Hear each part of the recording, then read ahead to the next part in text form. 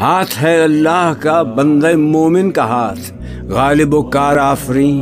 کار کشا، کار ساز، خاکی و نوری نہاد، بندہ مولا صفات، ہر دو جہاں سے غنی اس کا دل بے نیاز۔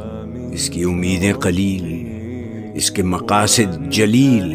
اس کی ادا دل فریب، اس کی نگاہ دل نواز، نرم دم گفتگو، گرم دم جستجو، رزم ہو یا بزم ہو، پاک دل و پاک باز، نقطہ پرکار حق، مرد خدا کا یقین، اور یہ عالم تمام وہم و طلسم و مجاز۔ عقل کی منزل ہے وہ،